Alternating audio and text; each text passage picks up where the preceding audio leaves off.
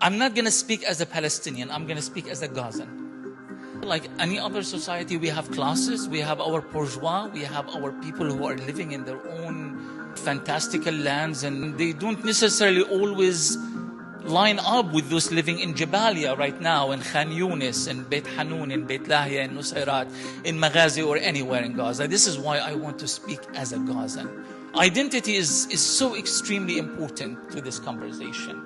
We can't talk about coexistence unless we know who we are as a people. So it's kind of hard to imagine me as a Gazan. Half of my family have perished, and I'm not going to talk about it into more details because I don't want to get emotional. But I lost over 100 members of my family, and that's that. When I look at the history of Israel and the history of Zionism, it has never been the history of solutions. Never. When we talk about solutions, it's something that Arabs and Palestinians have been chasing after before the establishment of Israel on the ruins of Palestine in 1948. It's us who's been chasing after the British and after the League of Nations and the United Nations. It's us who's been begging and pleading, and the Zionists have given us nothing. Not even the mere interest of an actual solution. Nothing.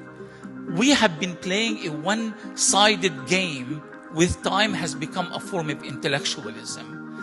And I don't want to be engaged in intellectualism. I want to be looking at the reality as it is now. I have always argued that Gaza is the heart and the center of Palestinian history, not because it has land or resources, it has none and very little.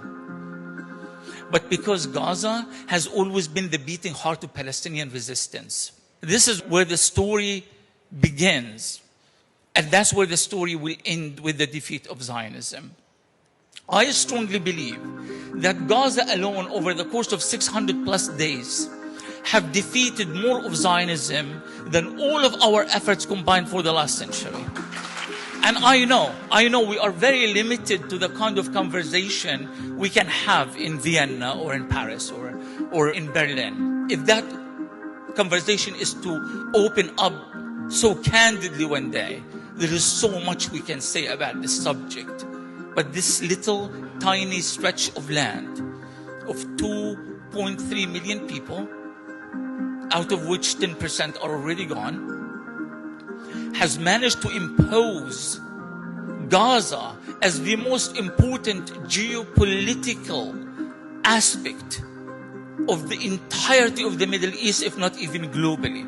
It is changing the dynamics of the Middle East. It's introducing new players and exposing old players.